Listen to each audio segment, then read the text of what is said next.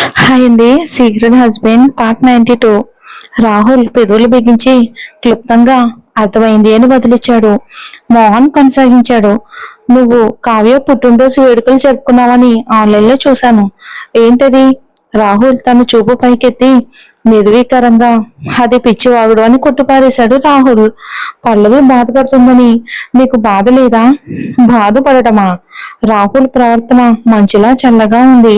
తను బాధపడదు. అతని గుండెను ముక్కలు చేసింది ఆమె. అదే అసలైన విషాదం.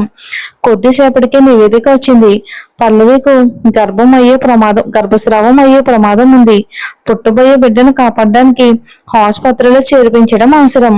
ఇక ఆశ్చర్యపోయిన మోహన్, పల్లవి ప్రెగ్నెంటా? మాకెందుకు చెప్పలేదు అని అడిగాడు మోహన్. రాహుల్ వెనక్కి తిరిగి పల్లవి వార్డులోకి వెళ్ళిపోయాడు. అతని ముఖంలో ఎలాంటి సంతోషం లేదు. పల్లవికు సెలైన్ ఎక్కించి ఉండటంతో ఆమెకు నొప్పి తగ్గింది. ఇప్పుడు ఆమె ప్రశాంతంగా ఉంది. నిద్రలోకి జారుకుంది. ఒక్క మాట కూడా మాట్లాడకుండా రాహుల్ పక్కనే ఉన్న మంచం మీద కూర్చొని కాసేపు విశ్రాంతి తీసుకున్నాడు. రాత్రి నిశ్శబ్దంగా గడిచిపోయింది. తెల్లవారుజామున పల్లవి కళ్ళు తెరిచి చూసేసరికి రాహుల్ పక్కనే నిద్రపోతున్నాడు. అతను సూట్లో ఉన్నాడు. ఇక అతని పొడవాంటి చక్కటి కాళ్లను స్పష్టంగా చూపిస్తుంది. గత రాత్రి జరిగిన సంఘటనలు గుర్తుకు రావటంతో పల్లవి ముఖం పాలిపోయింది బాధతో. ఆమె మంచం రైలింగ్ ను పట్టుకుని లేవడానికి ప్రయత్నించింది. కానీ తన శక్తిని తక్కువ అంచనా వేసుకుంది. ఆమె కాళ్ళు వణికాయి. దాదాపు కింద పడిపోయేంత పని అయ్యింది. ఆ సమయంలో బలమైన చేతులు ఆమె చేతి మీదకు జారి ఆమెను ఒక్కసారిగా పడిపోకుండా పైకి లేపాయి. నిలదొక్కున్న తర్వాత పల్లవి ఒక అడుగు వెనక్కి వేసి మంచం ఫుట్ బోర్డ్ ను పట్టుకుంది. ఆమె చర్యలోని తిరస్కరణ స్పష్టంగా కనిపించింది రాహుల్ కి. రాహుల్ చూపు చాలా గంభీరంగా కోపంగా ఉంది. ఒంటరిగా వాష్రూమ్ గదికి వెళ్ళగలవని నువ్వు అనుకుంటున్నావా?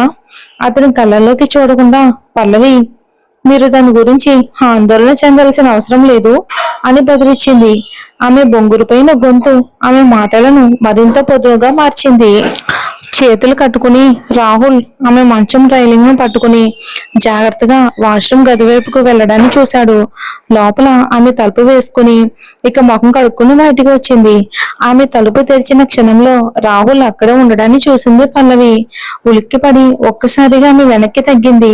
కానీ అతను వెంటనే ఆమెను తన వైపుకు లాక్కున్నాడు. నా మీద చేయి వేయకు. పల్లవి గొంతు పెరిగింది. దానివల్ల ఆమె గొంతులో తీవ్రమైన నొప్పి కూడా వచ్చింది. ఆమె గొంతులోని ఆ నొప్పి అతడిపై ఆమెకున్న ద్వేషాన్ని మరింత పెంచింది. ఆమె కోపంతో అతన్ని కొట్టింది. అతను ఏమీ చెల్లించకుండా ఆమెను మంచం దగ్గరకు తీసుకుని వెళ్లి ఆమె చేతులను పట్టుకుని శాంతించు, అరవద్దు అని అరిచాడు. పల్లవి పెదవుల నుండి ఒక విరక్తి నవ్వు వచ్చింది. తనను ఈ స్థితికి తెచ్చింది ఎవరు? ఆమె ఎగతాళిగా, నీ దొంగ జాలి నాకు దయచేసి చూపించకు అని చాలా అసహ్యంగా అంది. అతని కనుబొమ్మలు ముడిపడ్డాయి. అంత కృతజ్ఞత లేకుండా ఉండకు అని రాహుల్ కూడా అన్నాడు, గొంతు నొప్పితో ముఖం చిట్లిస్తూ. పల్లవి, అవును, నేను కృతజ్ఞత లేని దాన్ని. నన్ను భరించలేకపోతే వెళ్ళిపోండి దయచేసి అని బదులిచ్చింది పల్లవి. ఇక గదిలో ఉద్రిక్తత పెరిగింది. తలుపు తెరుచుకుంది. అది కైలాష్. అది టిఫిన్ తీసుకొచ్చాడు. గదిలోని ఉద్రిక్తతకు ఆదిత్య అక్కడే బిగుసుకుపోయాడు. అతను త్వరగా ట్రైన్ కింద పెట్టి దయచేసి ఏదైనా తినండి అని గొణికి తొందరగా బయటికి వెళ్ళిపోయాడు. కానీ రాహుల్ అక్కడే ఉన్నాడు. అతను టిఫిన్ అంతా సర్ది ఒక చిన్న టేబుల్ మీద పెట్టి తిను అని అన్నాడు. పల్లవి అతని మాటలు విన్నట్టుగా ఏమీ మాట్లాడలేదు. ఆమె ముఖం పక్కకు తిప్పుకుని కనీసం అతన్ని కూడా చూడలేదు. చేతిలో స్పూన్తో రాహుల్ కొంచెం జావ తీసుకుని ఆమెకు దగ్గరికి తెచ్చాడు. అతను తిను అని ఆజ్ఞాపించాడు. కానీ పల్లవి నోరు మూసుకుంది, కళ్ళు కూడా మూసుకుంది. రాహుల్ హేళనగా నవ్వాడు. ఇంకేదైనా పద్ధతిలో తినిపించాలా? పల్లవికి ఏమీ అర్థం కాలేదు. తను తిన్నా తినకపోయినా రాహుల్కి ఎందుకంత పట్టింపు? తను తినమని తినని మొండికేయటం వలన. కానీ అతను అక్కడే ఉండటంతో తినాలనే ఆసక్తి పోయింది. మీరు వెళ్ళిపోండి అనే పదం పూర్తి చేయకముందే ఆమె మాటలు అతని పెదవుల మధ్య నలిగిపోయాయి. ఆమె నోటిలోని అసౌకర్యాన్ని గమనించినట్టు రాహుల్ ఈసారి ఇక మృదువుగా తన దగ్గరికి వెళ్ళాడు. అయినప్పటికీ చర్య వాష్రూమ్ గదిలో జరిగిన తతంగాన్ని గుర్తుకు చేసి ఆమెలో హాస్యాన్ని నింపింది. ఆవేశంలో తన చేతిలోని వేడి జావను అతని మీదకు విసిరింది.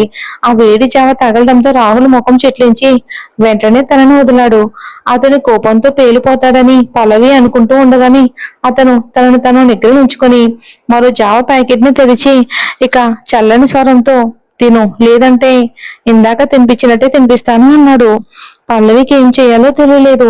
అతని ప్రస్తుత ప్రవర్తన తనకు పూర్తిగా అవివేకంగా అనిపించింది. సరే, తను తింటుంది, ఇక అంటే తింటానంటే వెళ్ళిపోతాడేమోనని ఆ జావను సంతోషంగా తాగుతుంది.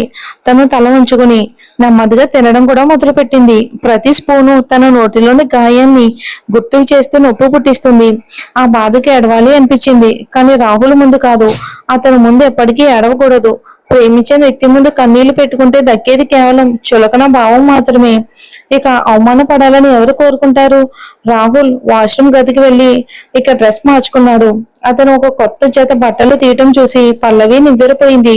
అతను హాస్పిటల్లో ఎక్కువ కాలం ఉండాలని అనుకుంటున్నాడా? తను భోజనం పూర్తి చేశాక ఒక సహాయకురాలు వచ్చి టేబుల్ ని శుభ్రం చేసింది. పల్లవి పడుకుని రెస్ట్ తీసుకోవాలి అనుకుంటూ ఉండగానే రాహుల్ మళ్ళీ ఆమె నోటి దగ్గరకు చేయి పోనిచ్చాడు. మెరుపు వేగంతో స్పందించి పల్లవి అతని చేతిని కొట్టింది. రాహుల్ మోకం కందగడ్డలా మారింది. అతని వైపుకు భయంగా చూస్తూ పల్లవి, రాహుల్ గారు, ఇక పని మట్టు కూడా రెస్ట్ కావాలి కదా అని అంది. తన ఆరోగ్యం సరిగ్గా లేకపోయి ఉంటే గత రాత్రి తను బ్రతికే ఉండేదాన్ని కాదని ఆమెకు గట్టి నమ్మకం కలిగింది. రాహుల్ ముఖంలో భావాలు మారాయి. అతను ఒక టవల్ తీసి నోరు తుడుచుకోమని సైగ చేస్తూ ఆమెకు అందించాడు. కానీ పల్లవి అది తీసుకోలేదు. తానే మరొకటి తీసుకుని నోరు క్లీన్ చేసుకుని పడేసింది. రాహుల్ చెయ్యి ఇబ్బందిగా గాలిలోనే వేలాడుతూ ఉండగా అతను తన నిరాశను అంచుకోవటానికి చాలా కష్టపడ్డాడు. పల్లవి, ఇక చాలు. పల్లవి నవ్వి బదులిచ్చింది.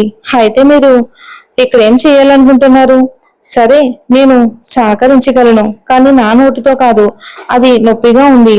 నువ్వు నమ్మశక్యంగా లేదు. రాహుల్ ముఖం కోపంతో నీలంగా మారింది.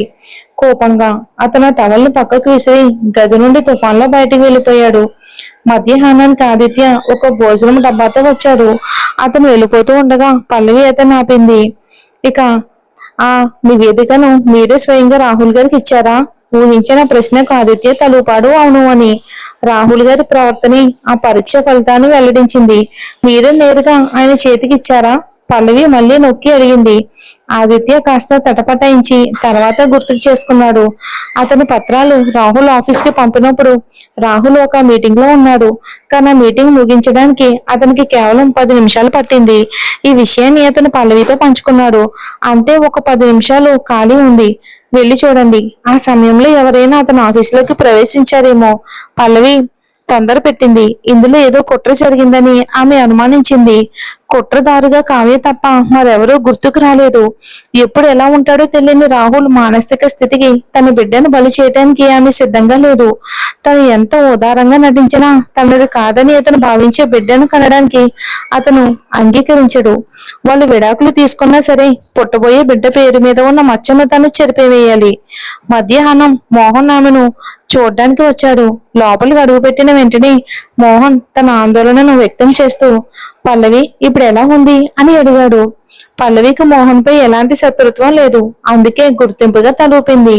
ఆమె బలహీనమైన రూపాన్ని గమనించి మోహన్ ఒక క్షణం ఆగి సలహా ఇచ్చాడు. రాహుల్ ఇప్పుడు స్థిరంగా లేడు.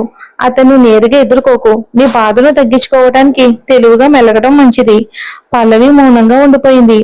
మోహన్ బయటికి వెళ్ళిపోబోతూ ఉండగా ఆమె బొంగురుపోయిన గొంతుతో మోహన్ నాకు ఒక సహాయం చేస్తారా అని అడిగింది పల్లవి. ఈసారి తన ఐవీ ద్వారా తీసిన రక్తంతో ఉదయం సేకరించిన రాహుల్ జుట్టు వెంట్రుకలతో మళ్ళీ పరీక్ష చేయమని కోరింది. మోహన్ ఇది ఊహించలేదు. బిడ్డ ప్రస్తావన వచ్చినప్పుడు రాహుల్ ముఖం ఎందుకు అలా మారిందో అతనికి ఇప్పుడు అర్థమైంది. రాహుల్ ఈ విషయాన్ని తనలోనే దాచుకోవటం అర్థం చేసుకోదగినది. ఏ మగాడు తన భార్య వేరొకరి బిడ్డను మోస్తుందని తన ఆప్త మిత్రుడికి అంత తేలిగ్గా ఎలా ఒప్పుకుంటాడు? అయితే పల్లవి బహిరంగంగా అతన్ని సహాయం కోరినందువలన ఆ బిడ్డ నిజంగా రాహుల్దేనని మోహన్ నమ్మడానికి ఇష్టం చూపాడు. మోహన్ తలుపి 24 గంటల్లో నీకు ఫలితం వస్తుందని హామీ ఇచ్చాడు. మోహన్ వెళ్ళిపోయిన తర్వాత పల్లవి కళ్ళు మూసుకుని సేద తీరడానికి ప్రయత్నించింది. కానీ నిద్ర ఆమెను దరి చేరలేదు. రాహుల్ అన్న కఠినమైన మాటలనే తలుచుకుంటూ ఉంది. అతను కేవలం శారీరక సాన్నిహిత్యం కోసమే ఈ పెళ్లిలో ఉన్నానని, తను కావ్యతో పోల్చడానికి కూడా అర్హురాలు కాదని అన్నాడు. రాహుల్ మనసులో కావ్యాన్ని మించిపోవాలని తన ఆలోచన ఇప్పుడు తనకు నవ్వు తెప్పించింది. రాహుల్ కి కావ్యపై ఉన్న ప్రేమ చాలా లోతైంది. రాహుల్ జీవితం నుండి కావ్యను తొలగించడం అనేది అసలు రాహుల్ లేకుండా పోతే తప్ప అది సాధ్యం కాదు. అందువల్లే పల్లవి మళ్ళీ తనను తను ఎక్కువగా ఊహించుకోకూడదని డిసైడ్ అయ్యింది. రాహుల్ తాతయ్యను వేడుకోవాల్సి వచ్చినా సరే తను విడాకులు తీసుకోవాలి. విడాకులు మాత్రమే మిగిలిన ఏకైక మార్గం. ఇంతలో ఆ మసక హోటల్ గదిలో మిగతా మెలకువలోకి వచ్చింది. తను ఎక్కడ ఉన్నాను అని ఒకసారి చూసుకుంటే మిగతా జగదీష్ రూమ్ లో ఉంది. కానీ జగదీష్ పక్కన లేడు. అప్పుడే సడన్ గా అనన్య కొంతమంది అమ్మాయిలు వేసుకుని వచ్చింది. మిగతాను కూడా హింసించింది. అప్పుడే వచ్చిన జగదీష్ ఇదంతా చూసి చాలా బాధపడ్డాడు. అతని చేతులకు 1000 పౌండ్ల బరువు కట్టినట్టు అనిపించింది. నిలబడలేకపోయాడు. అతను ఆమెను చేతుల్లోకి ఎత్తుకున్నాడు. తర్వాత లేచి నిలబడి దారికి అడ్డంగా ఉన్న మహిళలను కాలితో తన్నాడు. ఆ మహిళ అంత గట్టిగా తనడంతో ఒక గుక్కెడు రక్తం కక్కుకుంది. ఆమె ఏడవబోతూ జగదీష్ పదునైన చూపులను చూసింది. భయంతో ఒక మాట కూడా మాట్లాడలేదు. అదే సమయంలో మేఘన జగదీష్ దగ్గరకు వచ్చి బాధగా, జగదీష్, నీతో నాకు సంబంధం లేదు. వాళ్ళు ఎలా చేస్తారని నాకు తెలియదు. నాకు చాలా భయంగా ఉంది అంది. జగదీష్ గర్జించాడు, దారి తొలగు. ఆ మాట వినగానే మేఘన ముఖం పీనుగులా పాలిపోయింది. జగదీష్ నిగితను గట్టిగా చేతులతో పట్టుకుని బేస్మెంట్ పార్కింగ్ వైపుకు పరిగెత్తాడు. ఆమెను పక్క సీట్లో కూర్చోబెట్టి ఆమెకు సీట్ బెల్ట్ పెట్టాడు. ఆమె ప్రాణం లేని ముఖాన్ని చూసి ఆమెను గిల్టీగా, ఆందోళనగా, మిగతా నాతోనే ఉండు, ఓర్చుకో, సరేనా, నేను హాస్పిటల్కి తీసుకుని వెళ్తాను అన్నాడు. అయినా మిగతా నుండి ఏ రెస్పాన్స్ లేదు. ఆమె సీట్లో కదలకుండా పడి ఉంది. జగదీష్ కళ్ళు చిన్నవయ్యాయి. ఒక్క క్షణం భయపడ్డాడు. తర్వాత వీలైనంత వేగంగా కారును అపోలో హాస్పిటల్ కి తీసుకుని వెళ్ళాడు. హాస్పిటల్ కి చేరుకోగానే మిగతాను ఆపరేషన్ థియేటర్ లోకి తీసుకెళ్లాడు. ఇక ఆపరేషన్ టేబుల్ మీద పడుకున్నప్పుడు మిగతాకు మెల్లగా స్పృహ వచ్చింది. ఇక మొత్తం ఇంకా పనిచేయకపోవడంతో ఆమె గాయాల నుండి పగిలిన పింగాణి ముక్కలను తీస్తున్నప్పుడు ఆమెకు స్పష్టంగా తెలిసింది. ప్రతి ముక్కను బయటికి తీస్తున్నప్పుడల్లా ఆ గుచ్చుకునే నొప్పి భరించరానిదిగా ఉంది. మిగతా పళ్ళు కొరుకుతూ ఆ బాధను భరించింది. ఒక్క క్షణం మళ్ళీ మరుక్షణం మండిపోతున్నట్టు అనిపించింది. నుదుటిపై చల్లని చెమట పట్టి గాయాలపై జారింది. ఆ ఉప్పగా ఉన్న ద్రవం ఆ మరింత నొప్పిని కలిగించడంతో గట్టిగా చేతులు బిగబెట్టింది నొప్పితో. ఇక ఆమె వీపు వెనక భాగం గాయాలతో నిండిపోయి ఉంది. ఇక లేడీ డాక్టర్ కూడా ఆమెను చూసి జాలి పడకుండా ఉండలేకపోయింది. అన్నిటికంటే దారుణం, ఆమె ముఖం మీద ఆమె ఇంకా తల్లిదండ్రులను పాపం కంటికి రెప్పలా ఉండేది. వాళ్ళకి స్నేహితులతో కలిసి సరదాగా ఉండేది. అన్నింటికంటే ముఖ్యంగా ఆమె జగదీష్ ప్రేమలో ఉంది. అప్పట్లో జగదీష్ ఆమెను ఒక్కసారి కన్నెత్తి చూడడానికి సిగ్గుపడేవాడు, ఆమెను దగ్గరికి తీసుకున్నప్పుడు కూడా. కానీ ఇప్పుడు అవన్నీ లేవు. మిగతా ఆపరేషన్ థియేటర్ నుండి బయటికి తీసుకొచ్చినప్పుడు ఆమె ముఖం అంతా చాలా గాయపడి ఉంది. ఆమె ఒక మమ్మీలా ఉంది. ఇక మత్తు పూర్తిగా పనిచేయటంతో ఆమె గాఢ నిద్రలో ఉంది. ఆమె ముఖం చాలా చిన్నది కావటంతో ఆ కట్టుతో చూడటానికి చాలా దయనీయంగా ఉంది. జగదీష్ మిగతా కట్టుకట్టిన ముఖాన్ని చూసి డాక్టర్ని అడిగాడు, ఆమె ముఖం మీద ఏమైనా మచ్చలు మిగిలిపోతాయా అని. ఆ లేడీ డాక్టర్ అతని మాటలు విని అతన్ని అసహ్యంగా చూసింది. అవునులే, మగాళ్ళందరూ ఇంతే, వాళ్ళకి ఆడవాళ్ళ అందం తప్ప ఇంకేమీ పట్టదు.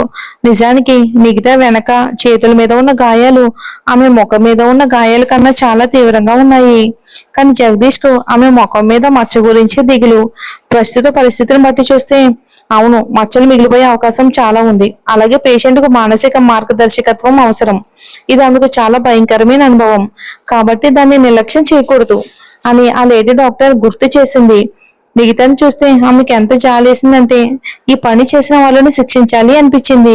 ఆమెపై అధికారి నిఖితకు జాగ్రత్తగా చికిత్స చేయమని చెప్పకపోయి ఉంటే ఆమె అప్పటికే పోలీసులకు ఫోన్ చేసి ఉండేది. అసలు ఏం జరిగిందో ఆమెకు తెలియకపోయినా మిగతా గాయాలు ప్రమాదశాస్తు జరగలేదని ఆమె గట్టిగా నమ్మింది. మిగతాని ఎవరు ఎలా చేశారు అని. అర్ధరాత్రి మత్తు ప్రభావం తగ్గటం మొదలైంది. అయినా మిగతా ఇంకా మైకంలోనే ఉంది. ఆమె అమ్మా, నొప్పిగా ఉంది అని అరిచింది. ఆమె అరుపులకు జగదీష్ కి మెలకు వచ్చింది. అతను లేచి ఆమెను చూడడానికి దగ్గరకు వెళ్ళాడు. మిగతా మంచం మీద ముడుచుకుని పడుకుని ఉంది. కళ్ళు మూసుకుని ఉన్నాయి. కన్నీళ్లు ఏరులే పారుతున్నాయి. ఆమె కనుబొమ్మలు ముడివేసుకుని ఏదో గొణుకుతూనే ఉంది. జగదీష్ బాధలో డాక్టర్ని పిలిచాడు. మిగతాను పరీక్షించిన తర్వాత డాక్టర్ తలూపి నొప్పికి నివారణ మందులు ఇవ్వటం తప్ప తనేమీ చేయలేనని చెప్పింది.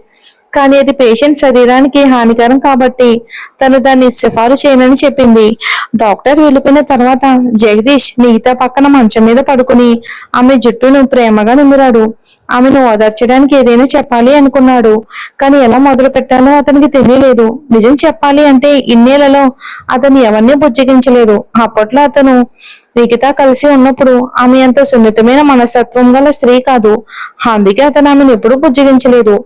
తర్వాత అతని జీవితం తలక్రిందులైంది.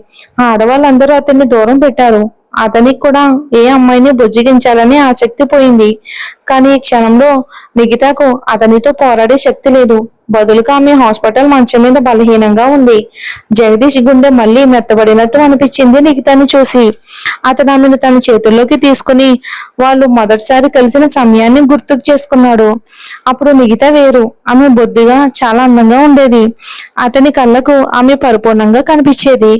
కానీ ఇప్పుడు ఆమె చాలా బక్కపలచగా ఉంది. ఎంత సన్నగా ఉంది అంటే అతను ఆమె ఎముకలను కూడా తాకగలుగుతున్నాడు. ఆమె ఎప్పుడు ఎలా అయింది? జగదీష్ ఆలోచనలో ఎంతగా మునిగిపోయాడు అంటే తను కూడా నిద్రపోయిన విషయం గమనించనే లేదు. వాళ్ళు కేవలం ప్రశాంతంగా నిద్రపోయారు. తెల్లవారుజామున జగదీష్ హఠాత్తుగా మెలకు వచ్చింది. మిగతా తన చేతుల్లో ఉండడం చూసి అతని కళ్ళల్లో అరుదైన భయం, గందరగోళం కనిపించాయి. అతను మంచం దిగి తనకి ఇంకా మత్తు దిగనట్టుగా భావించాడు. లేకపోతే తను ఇలాంటి పని ఎలా చేయగలడు? అతను నిఖితను ద్వేషిస్తాడు. ఆమెపై జాలి పడకూడదు. అతను వాష్రూమ్ గదికి వెళ్లి గుప్పెడు చల్లని నీళ్లతో ముఖం కడుక్కున్నాడు. తర్వాత ఇక ధూమపాన ప్రదేశంలో నిలబడి ఒంటరిగా ఉన్నాడు. జగదీష్ ఇక అతని వెనక నుండి ఒక తీయని గొంతు వినిపించింది. మరి ఎవరో ఏంటో చూద్దాం వచ్చే ఎపిసోడ్ లో. Thanks for watching.